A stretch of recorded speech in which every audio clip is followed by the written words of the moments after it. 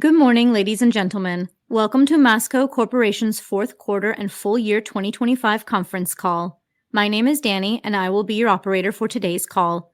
As a reminder, today's conference call is being recorded for replay purposes. To ask a question, please press star, then the number 1 on your telephone keypad. To withdraw your question, please press star, then the number 2. I will now turn the call over to Robin Zondervan, Vice President, Investor Relations and FP&A. You may begin. Thank you, operator, and good morning, everyone. Welcome to Masco Corporation's 2025 fourth quarter and full year conference call. With me today are Jon Nudi, President and CEO of Masco, and Rick Westenberg, Masco's Vice President and Chief Financial Officer. Our fourth quarter earnings release and the presentation slides are available on our website under Investor Relations. Following our remarks, we will open the call for analyst questions. Please limit yourself to one question with one follow-up. If we can't take your question now, please call me directly at 313-792-5500. Our statements today will include our views about our future performance, which constitute forward-looking statements. These statements are subject to risks and uncertainties that could cause our actual results to differ materially from the forward-looking statements. We've described these risks and uncertainties in our risk factors and other disclosures in our Form 10-K that we filed with the Securities and Exchange Commission. Our statements will also include non-GAAP financial metrics. Our references to operating profit and earnings per share will be as adjusted unless otherwise noted. We reconcile these adjusted metrics to GAAP in our earnings release and presentation slides, which are available on our website under Investor Relations. With that, I will now turn the call over to Jon. Thank you, Robin. Good morning, everyone, and thank you for joining us. Please turn to slide 5. I want to start today by highlighting some of our key accomplishments from 2025, which we achieved while navigating a dynamic and challenging environment. Following that, I'll turn to our financial results for 2025 and share our expectations for 2026. Starting with our plumbing products segment, we continue to demonstrate our market leadership, even as we work to mitigate the impacts of higher tariff costs. Delta Faucet was awarded the Home Depot Kitchen and Bath Partner of the Year. This award recognized the strength of our brand, customer service, and innovation. Delta also continued to achieve notable market share gains in the e-commerce channel, driven by our industry-leading capabilities that deliver solutions for consumers. At Hansgrohe, we continue to be a global leader, gaining additional market share through premium products with industry-leading designs. Hansgrohe also continues to demonstrate leadership and commitment to sustainability, having recently received multiple awards for corporate strategy and production initiatives at the German Sustainability Project's 2025 award ceremony. At Watkins Wellness, our integration of Sauna360 into our existing dealer network has generated double-digit sales growth in a market with ongoing opportunities for increased household penetration. We also introduced our cold plunge products, further expanding our presence in the consumer wellness market. In our decorative architectural segment, the strength of our brands continue to resonate with our customers. Behr was once again rated number 1 in interior paint, number 1 in exterior paint, and number 1 in exterior stain in a third-party study, demonstrating the exceptional quality and strength of our leading Behr brand.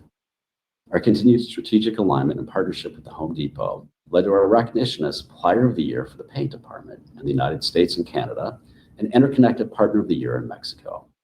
Our annual pro sales are approximately $950 million, and our share of the pro paint market has grown over 200 basis points since 2019. We've continued building capabilities to enhance the buying experience for our pro customers, including expanded delivery options, loyalty programs, and a growing sales force, which allow us to further capitalize on the sizable growth opportunity in the pro paint market. I want to thank all of our employees for their resilience, commitment, and leadership, which made these accomplishments possible. Now on to our results. Please turn to slide 6. Beginning with our fourth quarter, the results overall were largely in line with our expectations as we continue to navigate a dynamic geopolitical and macroeconomic environment. Net sales decreased 2%, or 3% in local currency, primarily due to lower volumes. Operating profit was $259 million, and operating profit margin was 14.4%. Earnings per share for the quarter was 82 cents per share. Turning to our segments, plumbing product sales increased 3% in local currency. North American sales increased 4%, driven by favorable pricing. Delta Faucet again delivered strong performance, particularly in the trade and e-commerce channels. International plumbing sales increased 1% in local currency, driven by Germany, partially offset by the weaker market in China. Operating profit for the segment was $204 million. Operating margin was 16.3% and included the impact of higher tariff and commodity costs. Now turning to our decorative architectural segment, sales decreased 15% in the quarter. Overall paint sales decreased double digits due to lower volume, including the impact of the favorable inventory timing in Q4 of 2024 and the impact related to the customer transition of our primer and applicator business in Q4 2025. Excluding these impacts, overall paint sales decreased mid-single digits. DIY paint sales decreased high single digits, and pro paint sales grew low single digits. Operating profit for the segment was $76 million, and operating margin was 13.9%. Please turn to slide 7 as we review our full-year performance. Despite a dynamic geopolitical and macroeconomic environment for most of the year, we delivered solid profitability and remained disciplined on capital allocation. Net sales decreased 3%, or 2% excluding the impacts of currency and the divestiture of Kichler. Operating profit was $1.3 billion, and operating profit margin was 16.8%. Earnings per share for the year was $3.96 per share. We delivered a return on invested capital of 41%. Our strong cash flow allowed us to return $832 million to shareholders through dividends and share repurchases. Near the end of 2025, we began taking decisive actions to further position our business for long-term value creation. We established an executive committee with dual corporate and business unit representation to fully leverage our enterprise strengths, which will enable us to continue to deliver strong execution and accelerate growth moving forward. We also began implementing various restructuring actions to a greater extent than in the past to further streamline our business, reduce headcount, and optimize operations.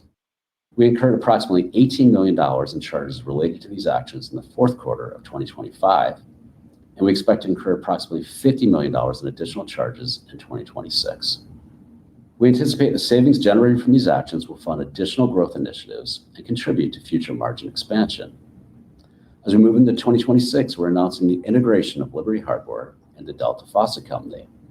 With over half of Liberty sales branded Delta and a complementary product portfolio, this realignment enhances our consumer-driven strategy to leverage our brands, capabilities, and scale across our organization.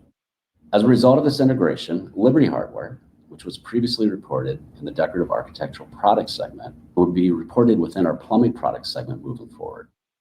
Turning to our expectations for 2026, we believe sales across the global repair and remodel markets will be roughly flat. This includes an expectation that both our North American and international markets in aggregate will also be roughly flat. Our expectation for our own sales in 2026 is to be flat to up low single digits. This estimate includes our expectation that we will continue to outperform the market in 2026. We expect margin expansion in 2026 driven by continued mitigation of higher tariff and commodity costs, cost savings resulting from our restructuring actions, and ongoing operational efficiencies across our business. We expect plumbing margins, inclusive of the Liberty Hardware business integration, to be approximately 18% and decorative margins to be approximately 19%, resulting in a Masco operating margin of approximately 17%. Turning to capital allocation, our strategy remains consistent. First, reinvest in our business to accelerate growth and market share gains. Second, maintain a strong investment-grade balance sheet. Third, target a 30% dividend payout ratio. And fourth, deploy our remaining available free cash flow, which we expect to be approximately $600 million in 2026, towards share repurchases or value-accretive acquisitions. I am pleased to share that our board approved a 3% increase to our dividend for 2026, raising our annual dividend to $1.28 per share and marking our 13th consecutive annual dividend increase. Additionally, our board authorized a new $2 billion share repurchase program, underscoring Masco's resilient business model and strong financial position, and the board's confidence in our future performance. Our M&A strategy remains consistent. We continue to selectively pursue opportunities with strong strategic fit and attractive returns. focusing on bolt-on acquisitions with our plumbing, wellness, and coatings businesses. Based on our expected operating performance and capital deployment strategy, we anticipate earnings per share for 2026 to be in the range of $4.10 to $4.30 per share. While the housing market remains pressured in the near term, we are confident that the fundamentals supporting mid to long-term home improvement demand are quite strong. U.S. homeowner equity levels are at a record high, up more than 80% since 2019, providing greater capacity for home renovation projects. Homes continue to age, with more than 55% of U.S. homes now over 40 years old, an age that typically requires an elevated repair and remodel spending. Additionally, a large cohort of homes built in the early 2000s is now entering the prime remodeling age of 20 to 40 years. Significant pent-up demand for larger renovation projects continues to build. As consumer sentiment improves, interest rates decline, and existing home turnover increases, we expect this pent-up demand to become a tailwind for our business. With these strong fundamentals and the actions we are taking to optimize the business, we believe we are well-positioned to deliver above-market top and bottom-line growth. We plan to achieve this through our consumer-driven strategy that leverages our industry-leading brands, expanded commercial capabilities, and enhanced operational excellence. We look forward to discussing this strategy and our long-term goals in greater detail at our upcoming Investor Day on Wednesday, May 13th in New York City. Please save the date, and we look forward to seeing you there. Now I'll turn the call over to Rick to go over our fourth quarter and full year results and 2026 outlook in more detail. Rick? Thank you, John, and good morning, everyone. Thank you for joining. As Robin mentioned, my comments today will focus on adjusted performance, excluding the impact of rationalization charges and other one-time items. Turning to slide 9, sales in the fourth quarter decreased 2%, or 3% excluding the favorable impact of currency. In local currency, North American sales decreased 5% and international sales increased 1%. Gross margin was 33.7% in the quarter. SG&A in the quarter was 19.3% and in dollars was in line with the prior year. Operating profit was $259 million in the quarter, and our margin was 14.4%. Operating profit was impacted by lower volume and higher tariff and commodity costs, partially offset by pricing actions and cost savings initiatives. Our EPS was 82 cents per share in the quarter. Turning to the full year 2025, sales decreased 3% over the prior year, or 2% excluding the impact of our divestiture and favorable currency. Our divestiture of Kichler in the third quarter of 2024 resulted in a decrease in sales of 2% year over year for the full year 2025, while currency represented a 1% increase in sales. In local currency, North American sales decreased 5%, or 2% excluding our divestiture, and international sales increased 1%.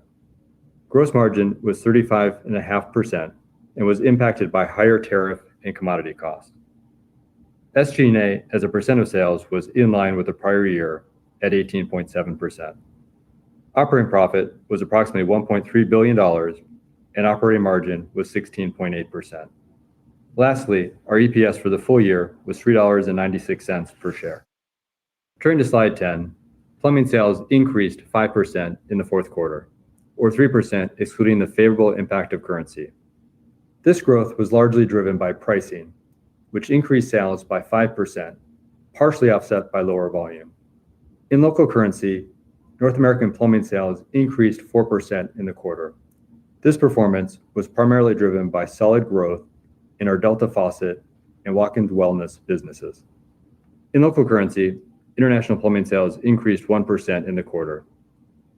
Hansgrohe grew in many of its European markets, including its key market of Germany. This growth was partially offset by the ongoing challenging market dynamics in China. Segment operating profit in the fourth quarter increased 2% to $204 million, and operating margin was 16.3%.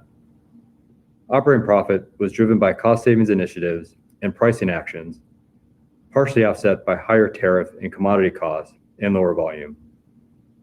Turning to the full year 2025, plumbing sales increased 3%, or 2% excluding the favorable impact of currency.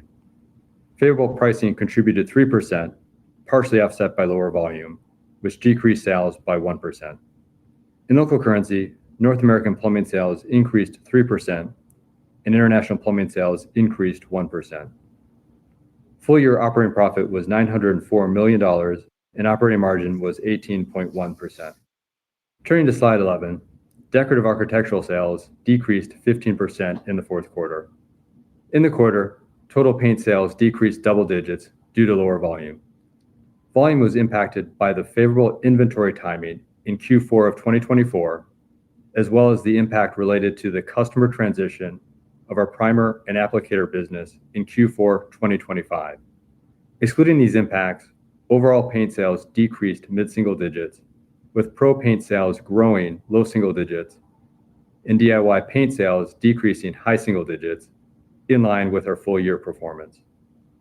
Operating profit in the fourth quarter was $76 million, primarily impacted by lower volume and significantly higher tariff and glass anti-dumping duty costs at our Liberty Hardware business, partially offset by cost savings initiatives.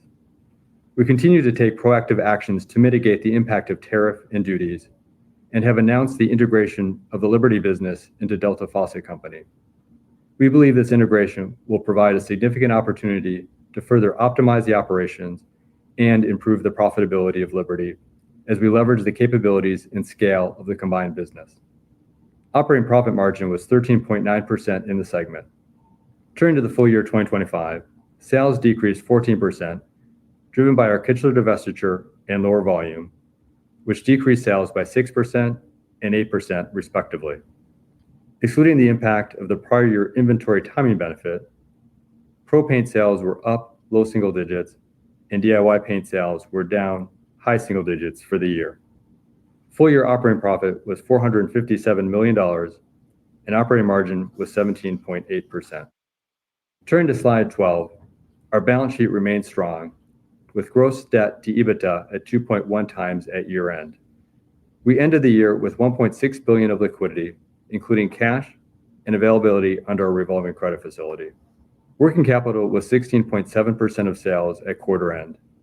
Working capital was impacted by tariff-related dynamics, including higher material costs and pricing, which resulted in increased working capital balances in 2025. We anticipate working capital as a percent of sales will be approximately 16.5% in 2026. Our free cash flow for the year was over $850 million, a bit stronger than anticipated, driven by disciplined cost and working capital management, achieving free cash flow conversion of nearly 100%. Given our strong cash performance, we were able to return $832 million to shareholders through dividends and share repurchases, including the repurchase of $217 million in stock in the fourth quarter and the repurchase of $571 million for the full year. Now let's turn to slide 13 and review our outlook for 2026. The guidance that is being provided today reflects the integration of Liberty Hardware into Delta Faucet Company. Therefore, Liberty's results will now be included in the plumbing product segment versus previously being included in the decorative architectural segment. For comparison purposes, we have recast our segments in 2025 by quarter to reflect this change. This information can be found in the appendix of our earnings deck on our website. Our guidance also includes the impact of currently enacted tariffs in effect in February, inclusive of the 10% reduction in China tariffs that went into effect after our third quarter earnings call. As a result of this tariff reduction, as well as proactive and ongoing changes to our sourcing footprint, we now estimate that the total annualized cost impact from tariffs to be approximately $200 million before mitigation, down from an annualized $270 million as of our third quarter earnings call. Of the $200 million annualized cost impact, approximately $80 million is related to the current 20% China tariffs, and the remaining approximately $120 million is driven by a combination of the various tariffs on countries other than China, the 50% tariffs on steel, aluminum, and copper, and the glass anti-dumping duties. We anticipate the full $200 million will impact 2026. This is up from the in-year impact in 2025 of approximately $150 million, largely due to the timing of tariffs as they were implemented throughout 2025.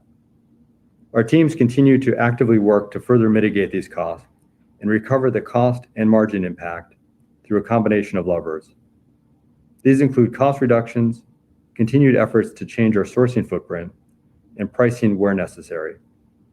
We anticipate that these mitigation actions will offset the direct cost impact of the currently enacted tariffs in 2026. To provide an update on our China exposure, in 2026, we expect to import approximately $400 million from China that is subject to the reciprocal tariffs, down from our 2025 exposure of $450 million. Based on our continued efforts, we anticipate that our China exposure will be less than $300 million as we exit 2026. This represents a greater than 60% reduction from our peak exposure in 2018. From a segment perspective, with the shift of Liberty Hardware to the plumbing product segment, nearly all of our tariff exposure and impact reside in this segment. Now turning to our expected financial performance for 2026. For Masco overall, we expect 2026 sales to be flat to up low single digits and operating margin to expand to approximately 17%, up from 16.8% in 2025.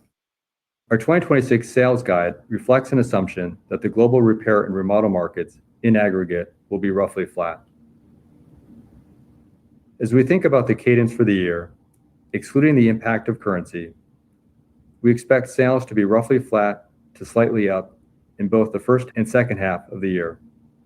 We expect SG&A as a percent of sales to be in line with 2025 as we continue to invest in our business for future growth while also maintaining cost discipline.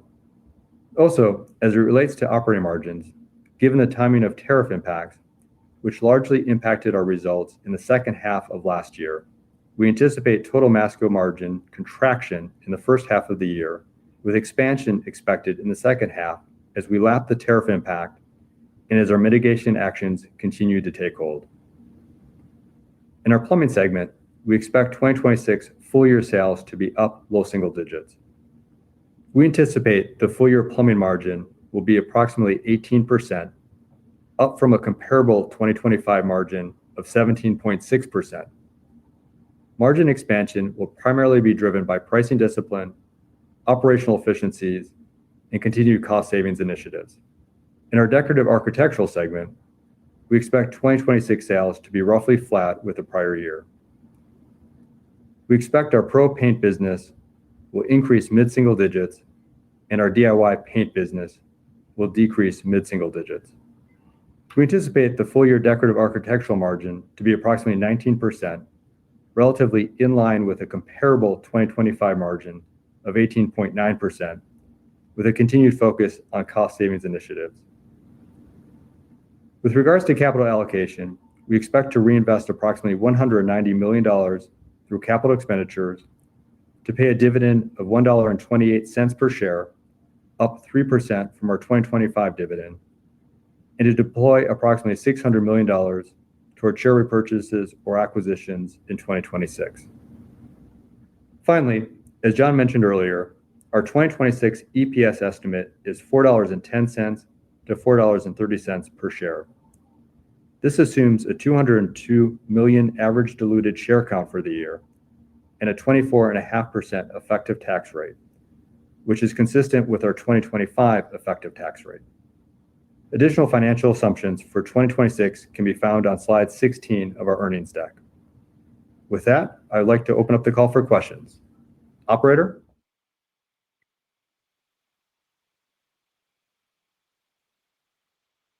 Thank you. We will now begin the question and answer session. In order to ensure that everyone has a chance to participate, we would like to request that you limit yourself to asking one question and one follow-up question during the Q&A session. To ask a question, please press star, then the number 1 on your telephone keypad. To withdraw your question, please press star, then the number 2. One moment, please, while we assemble the queue. Your first question comes from Matthew Bouley of Barclays. Please go ahead. Good morning, everyone. Thank you for taking the questions. Maybe just one common question we're getting from investors now is around commodity inflation, and specifically copper. So maybe just a quick question there around how you're embedding that into your guidance for plumbing margin expansion in 2026, and maybe the sort of timing of that commodity impact. Thank you. Sure, Matt, it's Rick. Good morning. So with regards to commodity inflation, as I'm sure you've been seeing, particularly with copper, we saw that really tick up later part of last year and really the first part of this year. We're monitoring very closely. It's obviously a volatile dynamic. With regards to inflation, we saw in our plumbing segment mid-single-digit inflation in Q4, so we're seeing some of that pull through, and we're expecting mid-single-digit inflation in our guide for plumbing in the calendar year 2026. So it's something that we've contemplated. Admittedly, it is volatile, and there's risk and upside depending on how things play out. As a reminder, with regards to how you think about commodities flowing through to our P&L, it's usually about a 6-month lag in terms of when you see the commodity costs in the market before it hits our P&L. So that's why you're seeing it kind of later in Q4 in 2025 and in 2026. So that delays. And so to the extent that there's movement one way or the other, you can envision that lag would stay true. Okay, perfect. Thank you for that, Rick. Second one, pricing in plumbing. I think I heard you say 5% in the fourth quarter. And correct me if I'm wrong, but I think that would suggest price was probably above that in North America, assuming it was below that level in the international business. And so given that level of price, can you speak a little bit about what you're expecting to kind of flow through in the first half of 2026? Any kind of early reads on your initial January pricing actions in that segment, and if you're expecting that to contribute additional price on top of what you've already got, and kind of how that would flow through the first half and second half? Thank you. Yeah, hi, Matt. It's John. Maybe I'll start and then turn over to Rick to get into the flow for 2026. I would say really pleased with the way that our plumbing team has handled a lot of challenges in 2025, obviously between tariffs and commodities. They were faced with a lot and really took action and really used some sophisticated tools to take precise pricing and really across all of our channels. And the good news is we continue to grow share through that time period. As we've taken smart pricing, we believe we're well positioned in the market. And again, I'll let Rick talk a little bit about the flow and how that will happen. But again, really pleased with the way that we're navigating this environment. Yeah, Matt, with regards to your specific question, you heard correctly that pricing in plumbing was a 5% benefit in Q4. It's fair to assume that international wasn't as significant. I'll leave it at that. As it pertains to 2026, we've indicated that we would expect mid-single-digit pricing for plumbing in the calendar year. From a cadence perspective, we won't get into the details, but suffice it to say that we started to implement mitigation actions, as John alluded to, really as tariffs started to take hold across cost, sourcing, and pricing really mid-year last year. So you can imagine as we lap that activity in 2026, you'll see some moderation with regards to year-over-year comparison. But for the full year, you can expect a mid-single-digit pricing benefit. Okay. Thank you both. Good luck, guys. Thanks, Matt. Thank you. Your next question comes from Anthony Pettinari of Citi. Please go ahead. Good morning. Just pivoting from plumbing to DA, I'm wondering if you could talk about assumptions for price cost in 2026, any commodity cost trends that you call out, and any pricing actions that you can talk about.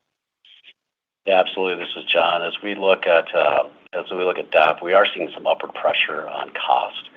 As you likely know, we have a unique relationship with our large exclusive big box retailer and have a price cost mechanism in place. So we're not going to comment on prospective pricing or even our conversations with our retail partner, but given the costs that we're seeing, those conversations are beginning. We'll come back at future quarters and let you know where we shake out in that space.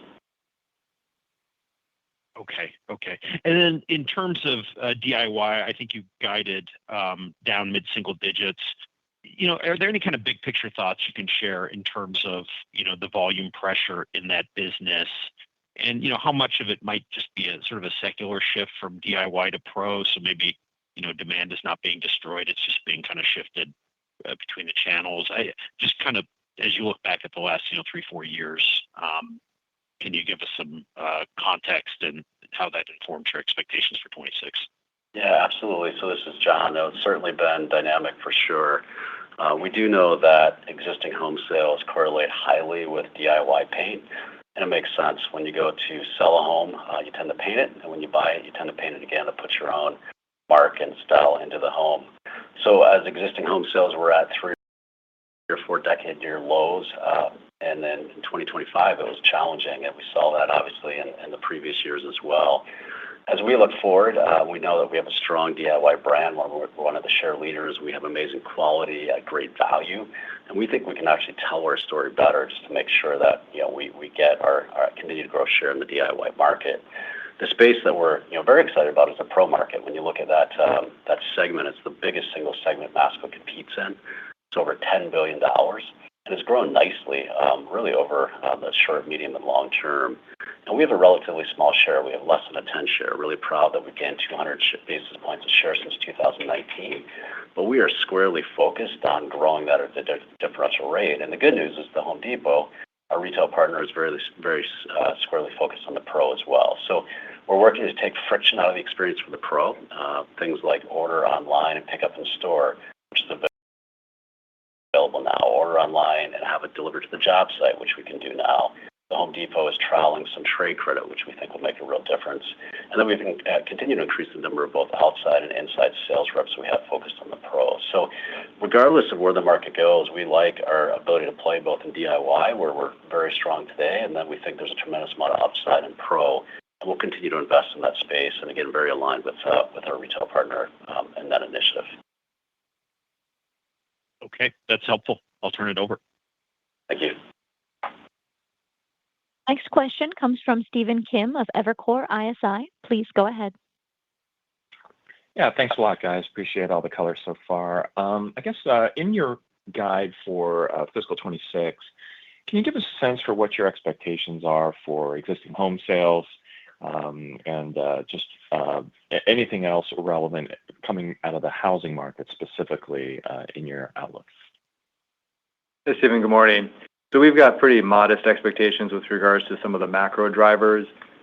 We're from an overall R&R perspective, we're assuming both in terms of the U.S. market in which we play, as well as international, roughly flat. And that's contemplating volume down and pricing up, kind of offsetting one another. From an industry perspective, we, Masco, expect to outperform that and be flat to slightly up or up low single digits. In terms of some of the other macro factors, existing home sales, new home builds, et cetera, pretty modest expectations, nothing significant differently from what we've seen in the last couple of years. And if you did see an inflection upwards in existing home sales beyond your expectations, would you be expecting that you would see that more in the on the pricing side, or do you anticipate that there would be certain other sort of subcategories that would particularly benefit or see it first? Yeah, Stephen, that's a tricky one to answer. I think from a standpoint, I think pricing, as we've taken price with regards to mitigating both tariff and commodity costs, that's largely in place. Obviously, that we continue to monitor the market. I think from an overall variability standpoint, I would presume volume would be the biggest dynamic, both in terms of upside opportunity as in terms of risk. I mean, we look at, I gave you the assumptions with regards to the overall R&R industry. Within that, we look at plumbing as an opportunity for us, particularly in terms of how we're competing in the market. In Q4, for example, we gained sales in both across the e-commerce, trade, and retail channels. So we're seeing really good momentum in that regard, and we're going to continue to drive our performance relative to the market overall. Yeah, Stephen, I might just add that obviously existing home sales are important. I mentioned how important that is to our paint business. Beyond that, though, we are 90% repair and remodel, and I think big picture believe that there's a lot of opportunity once the market frees up. And you look at, I mentioned in the prepared remarks that home equity levels are at record highs, up 80% since 2019. Interest rates are heading in the right direction. I think the combination of some additional cuts to interest rates and then, importantly, improved consumer confidence, we think that's going to be really the driver to turn the market. So whether that happens in 20 or 26 or not, we'll see. But again, we think that those are the key things that will be needed for us to get back to historical growth rates across our categories. Okay, great. Thanks very much, guys. Thank you. Your next question comes from Michael Rehaut of JP Morgan. Please go ahead. Hi, good morning. Thanks for taking my questions. Wanted to hit on the restructuring actions contemplated for 2026. I assume part of that is with regards to moving Liberty over and integrating that. I just wanted to get a sense for, what the dollar benefit you anticipate from those restructuring actions in 2026 and how much of that might be reinvested in the company. Because I heard you say, fund growth initiatives versus, just a fall to the bottom line, so to speak. Yeah, so maybe I'll start and Rick can add on as well. Obviously with markets that aren't growing at historical rates, we want to take action and make sure that we have the cost structure that's needed for today and into the future. So the actions are broad. So again, Liberty would obviously be a part of it, something that we pointed out. But we're really looking across our organization just to make sure we have the right footprint in terms of manufacturing base, make sure that we're leveraging our scale where it makes sense. And the idea is to take those dollars, drop some of the bottom line as we've guided. Again, we want to grow margins in 2026 and into the future. And importantly, we want to free up differential amount of dollars that we can reinvest back into creating capabilities. And we won't go into a lot of detail today, but at our May Investor Day, we'll really detail the capabilities that we're building to not only help us drive the bottom line, so things like leveraging our scale with shared services and global purchasing, but importantly, creating capabilities that will drive our top line even faster. So things like e-commerce and digital marketing, brand building and consumer insights, and then finally, really accelerating innovation. So again, I'll let Rick touch a little bit on the dimensions of this year and into the future. But just know that this is an area that we'll continue to focus on. We're going to continue to drive hard from a cost standpoint just because we do want to keep growing our margins and keep investing in our capabilities as well. Yeah, Mike, with regards to restructuring and timing, so as we indicated in our prepared remarks, we took a charge of about $18 million in Q4 2025, and we expect about $50 million of charges here in 2026. So we've embarked on restructuring actions, and we were highlighting this for a couple of reasons. One is because it's more significant than Masco has done in the recent past in terms of the extent of restructuring, all for the reasons that John mentioned in terms of the overall market dynamics, volume, et cetera. In terms of and it's broad-based in nature, I would say in terms of benefits, those restructuring actions are going to take hold as we move through 2026. They're contemplated within our guidance, and we do have some margin expansion contemplated in our guidance for 2026. But the full benefit will be realized as we get into 27 and 28. And as John indicated, we'll provide more visibility in terms of our margin expectations as we get into our discussion at Investor Day in May. Okay, I appreciate that. I guess secondly, just to follow up on the earlier question around raw materials and where copper prices are today, you said obviously that your 26 guide contemplates or reflects that you're aware of what's going on in the markets. I just just for a little clarity's sake, does that imply that if copper prices of today were to hold, that would be in effect a neutral impact on let's say the second half of the year because there is a lag, or would there need to be some additional adjustments taken to make sure that you can achieve the guidance that you've laid out? Yeah, Mike, without giving you a specific figure in terms of what we've pegged our plan at, what I can say is we have contemplated elevated copper prices. We haven't contemplated copper prices at the levels that they've reached in the recent past, like above $6 per pound from a COMEX perspective. But that's something that we continue to monitor. We do have, as I mentioned earlier to Matt's question, a bit of a delay with regards to when it impacts our P&L. So it does give us the opportunity to respond, whether it's through further cost actions or pricing to mitigate those impacts. And so that's something that we continue to monitor, and we've demonstrated the ability to offset these types of headwinds in the past. And so it may not be one for one from a timing perspective, and there might be both risk and upside relative to the copper assumptions. But we do monitor it very closely, and we do take action accordingly. Yeah, I would just say, Mike, look, it's one of many risks and opportunities that we continue to look at. So I would say we feel good about where the call is today. If it moves materially, we'll take actions to make sure we mitigate it. Great. Thanks so much. Your next call comes from Susan Maklari of Goldman Sachs. Please go ahead. Thank you. Good morning, everyone. Good morning.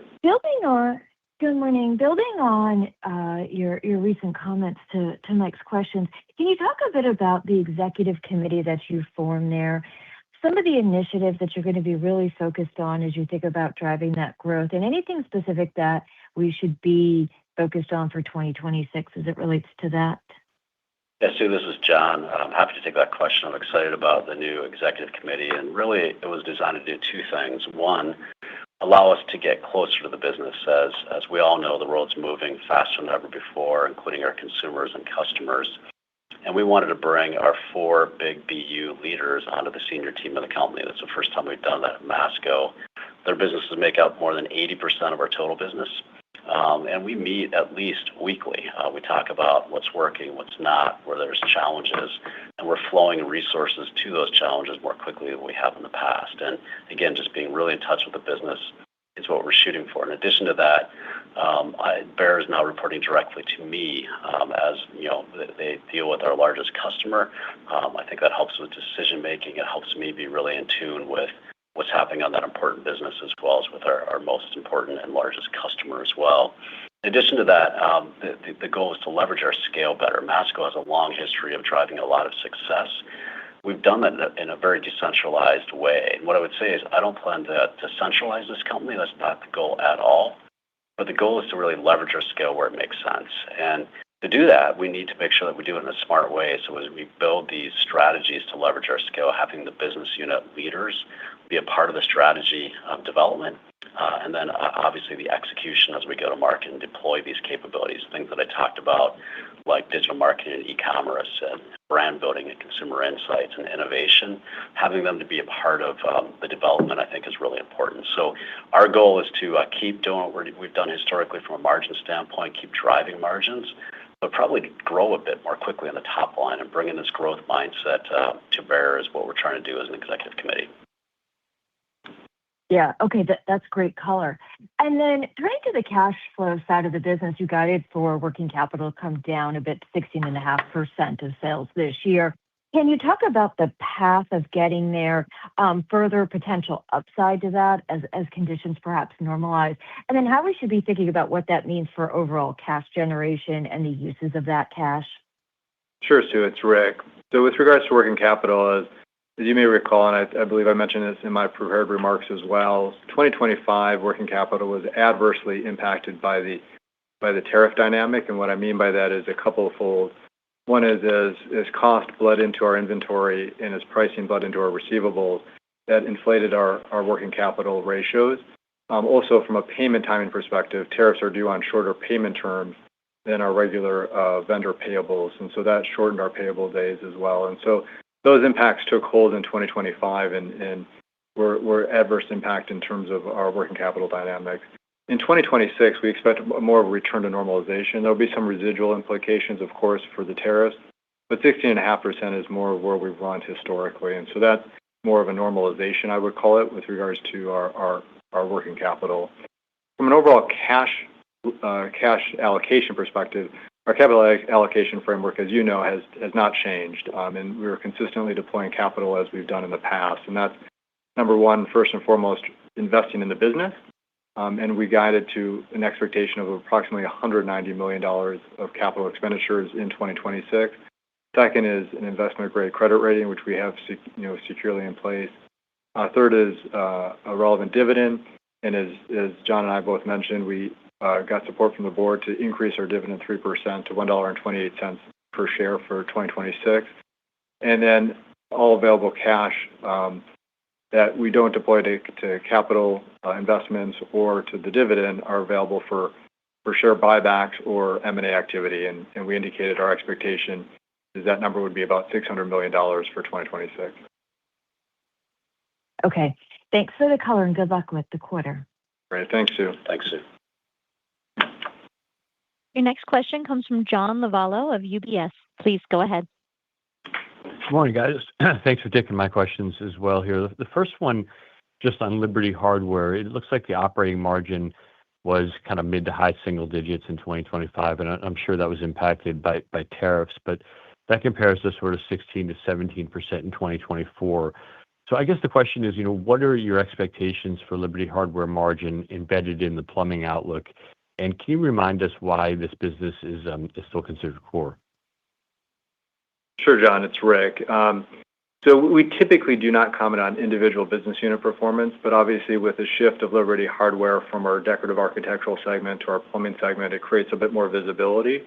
And as you noted, our margins were adversely impacted in 2025. And that's really, I would say, primarily driven by a couple things. The volumes were a bit challenged, but really even more than that, from a profit margin perspective, we were hit significantly by tariff and the glass anti-dumping duties. And just as a reminder, the glass anti-dumping duties impact our shower door sourcing, and that was at a rate of 323%. So needless to say, the team has been proactively working to mitigate and change our sourcing footprint to address that duty impact, and we're making good progress on that, and that will be something that we mitigate over the course of 2026. As it pertains to Liberty overall, Liberty is a core part of our business. As John noted in his comments, over half of the sales of Liberty are branded Delta. There's a great product complement, portfolio complement that Liberty possesses in terms of kitchen and bath hardware and shower doors that we're really excited will be even more successful when we integrate it into Delta in 2026.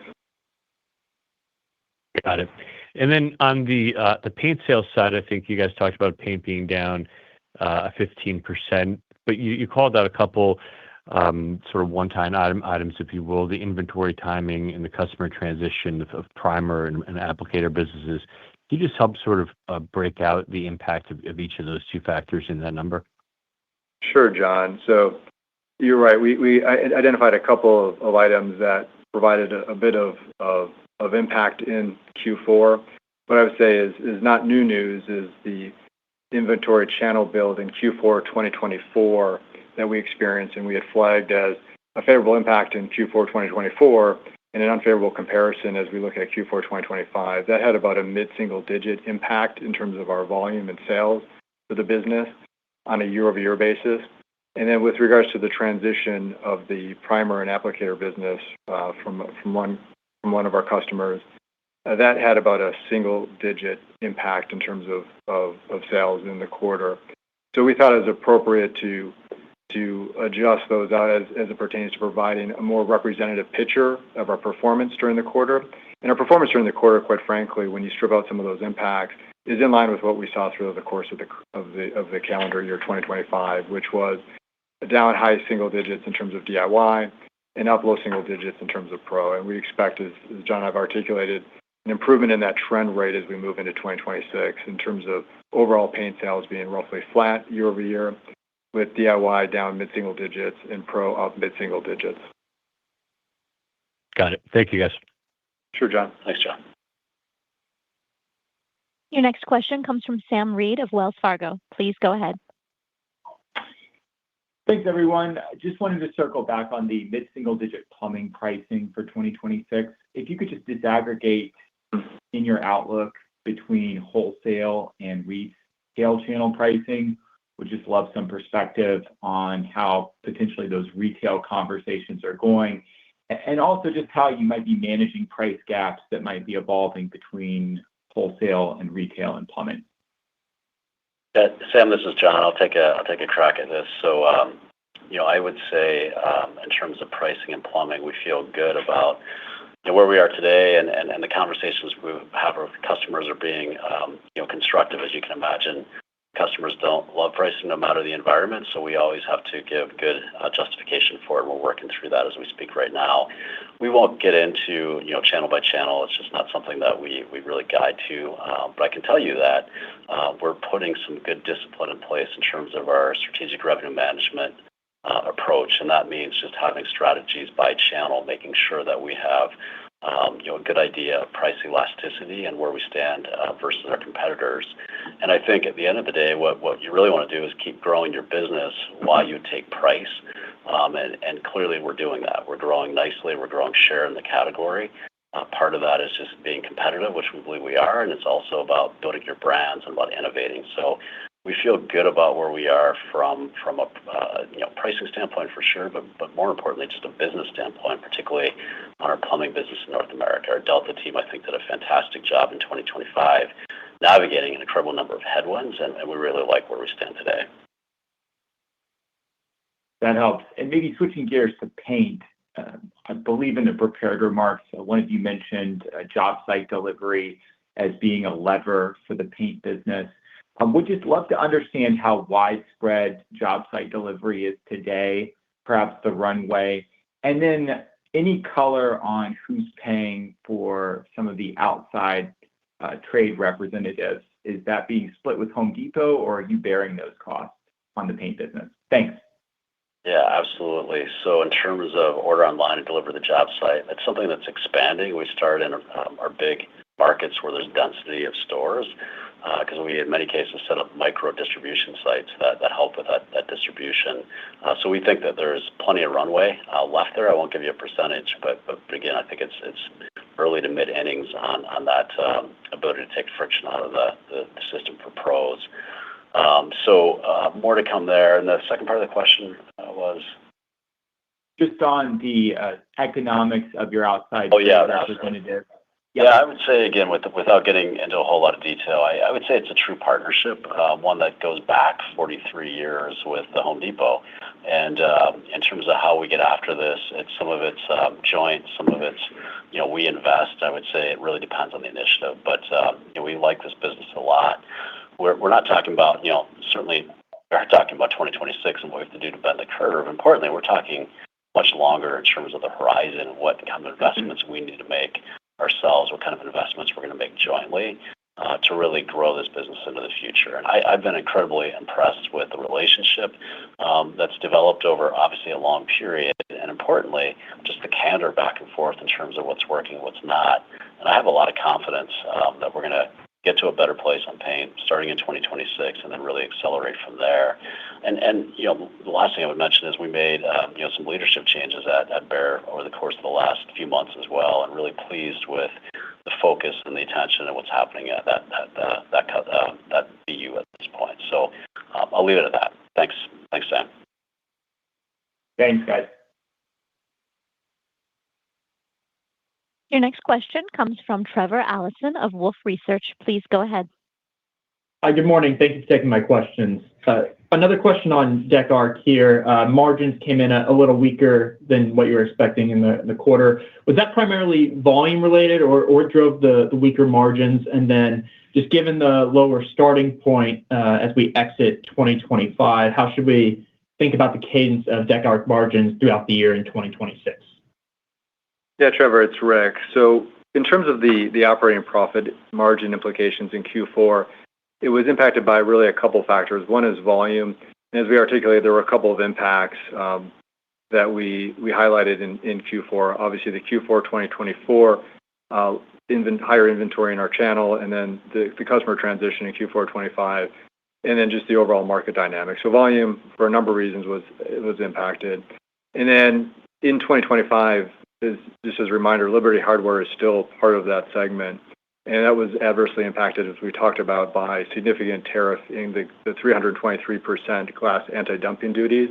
And so that weighed heavily with regards to operating profit margins. Now, we've been taking price and we've been doing mitigating actions, but those take time to take hold. And so there's an implication there in the near term as it pertains to the operating profit margin. As we roll into 2026, obviously, you have to take into account the fact that we are shifting Liberty from our decorative architectural segment to our plumbing segment. We've provided a breakdown from a quarterly cadence for 2025 on a recast basis in the appendix of our earnings deck. So I'd refer you to that, and we can certainly address questions as a follow-up. But I would say that would help, I think, provide visibility in terms of our cadence for our recast segment for decorative architectural, at least in 2025. And outside of the impacts that we just highlighted for Q4 in particular, I would say there's nothing that I would note at this point for 2026. Okay, makes sense. Thank you for that.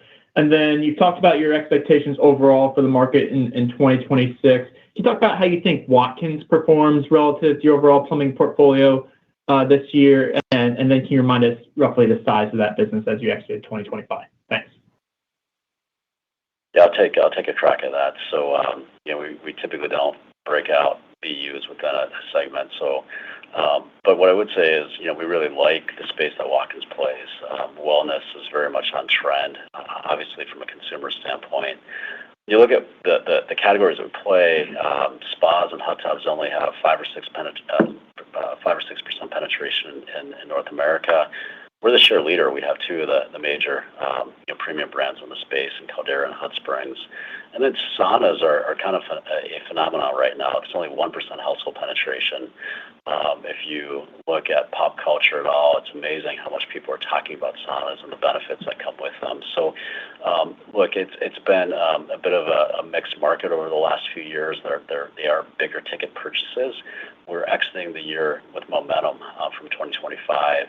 And we feel good about our opportunities to grow, and at least in line with the plumbing segment in 2026, and probably grow even faster as we look forward, just given how much upside there is and how much on trend our products are.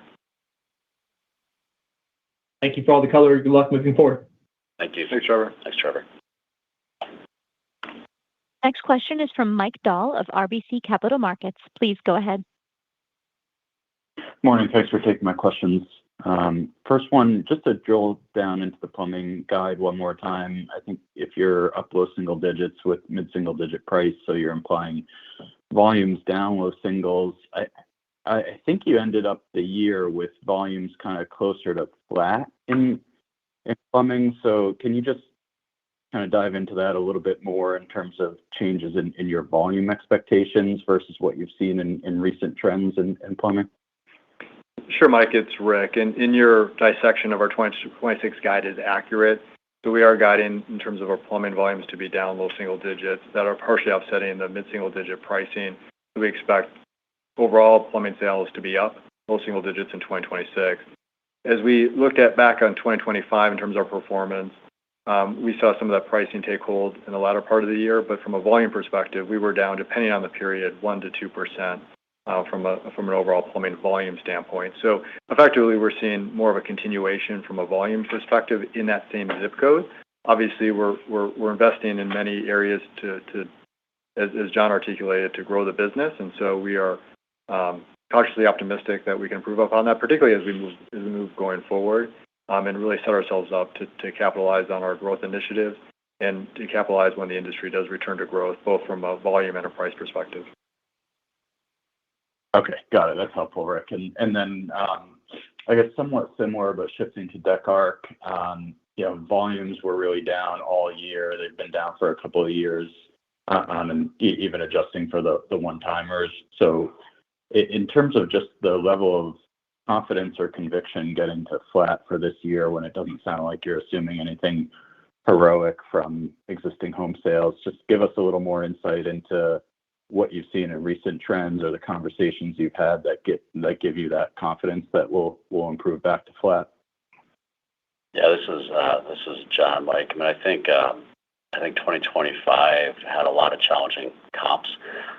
With the inventory build at the end of 2024, the exclusivity on primer and applicators. So the comps certainly become more favorable. So that's one thing that's real. I would say, in addition to that, I think focusing on what we can control. And from our side, we can focus on building our brand and really communicating the message that we've got the best quality and the best value in the category. And I think particularly in this environment, the value messaging is something that can be compelling. So we're going to step that up.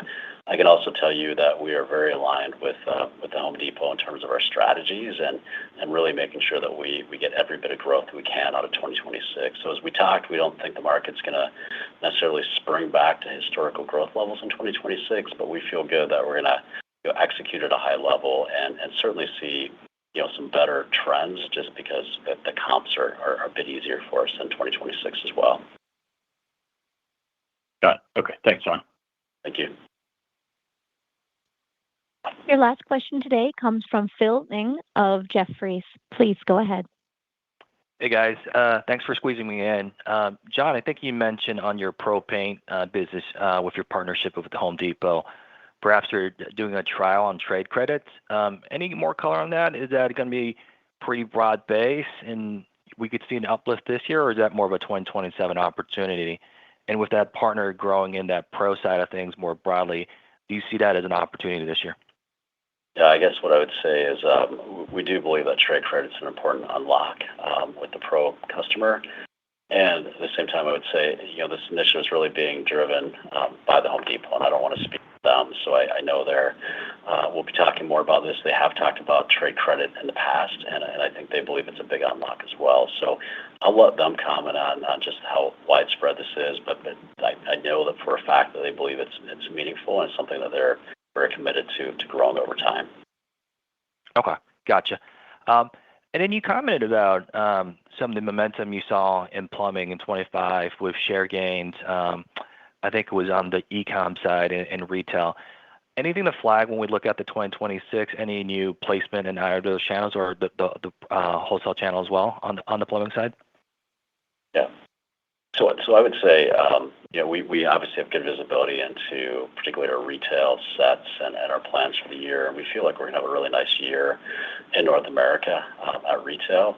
We've had a really incredible momentum in e-commerce over a longer arc of time, particularly led by our Delta business, growing nicely, above certainly our overall average, and we feel good about the plans we have in place there as well. And look, at the end of the day, our wholesale channel remains very, very important for us, and we've got deep relationships that go back many years. So, as we've talked about this new executive committee getting closer to the business, I can tell you review all of these key, indicators on a weekly basis and feel really good about the plans we have in place from a plumbing standpoint. So I feel very good that we're going to have another nice year from a share standpoint in North America. And Hansgrohe, we had nice strength as well in some challenged markets, particularly in China, and believe we have plans in place to turn that. The last thing I would hit on North America, the area that's really growing the fastest is the upper premium and luxury segment of the category. And we have great brands with Brizo and Newport Brass and Axor. And those are our fastest growing brands, whether it's in the United States or outside the U.S. They tend to be our highest margin brands, and we really like that space. In the U.S. alone, it's over $100 million or over $1 billion in terms of a segment. So we like the momentum on our plumbing business, both in North America and around the world. Okay, thank you. Appreciate the call. Thank you. This time, I will now turn the call back over to Robin Zondervan. Please continue. We'd like to thank all of you for joining us on the call this morning and for your interest in Masco. That concludes today's call. Have a wonderful day. Ladies and gentlemen, that concludes today's conference call. Thank you for your participation. You may now disconnect.